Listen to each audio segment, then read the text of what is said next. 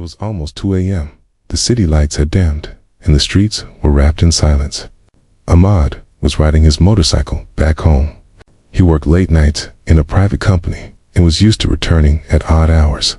But the night's route was different.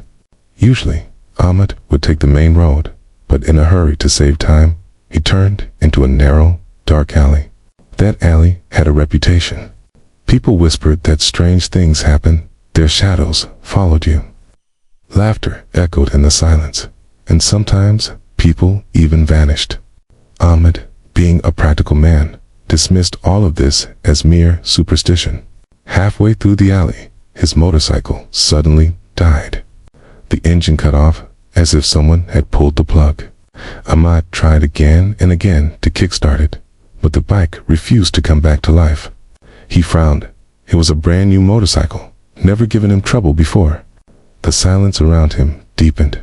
Ahmad looked around and noticed faint marks on the wall's strange symbols smeared like dried blood. The air was cold, colder than it should have been for a summer night. Then he heard it, a laugh, a child's laugh. It came from the far end of the alley, soft and eerie, sending a chill straight down his spine. Ahmad froze.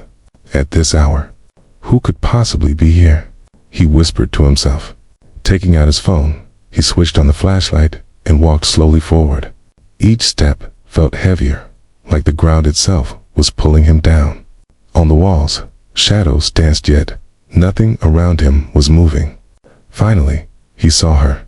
A little girl was sitting on an old, broken swing, rocking gently back and forth. Her hair covered her face, and she hummed a tune, low and haunting. Ahmad's throat went dry. He forced his voice out. "Little one, what are you doing here all alone?" The girl slowly lifted her head. Ahmad's heart nearly stopped.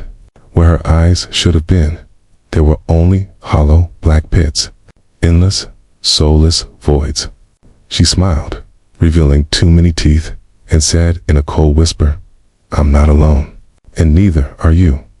Ahmad staggered back, but before he could turn, the exit of the alley vanished.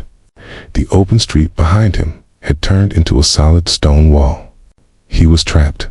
The whispering began, voices all around him, echoing off the walls. "He's ours now. He belongs here. Forever." From the walls, the shadows detached themselves and began to creep closer. They slithered across the ground like living smoke, stretching skeletal hands toward him. Ahmad's knees weakened. Fear flooded his chest, but then instinct took over. Trembling, he began reciting a prayer words his grandmother once told him were stronger than fear itself. The shadows shrieked. The little girl let out a piercing scream and dissolved into thin air. A violent gust of wind roared through the alley, and suddenly the motorcycle engine roared back to life. The wall behind him was gone. The exit reappeared, open as if nothing had ever happened. Ahmad didn't think twice. He ran, jumped onto his bike, and sped out of that cursed alley as fast as he could. When he finally reached home, he slammed the door shut and leaned against it, his chest heaving. He checked his phone. It was 2:15 a.m. Only 15 minutes had passed. Yet it felt like he had been in that alley for hours. But the real horror came later. The next morning, when Ahmad stepped outside, he noticed something strange on the back seat of his motorcycle.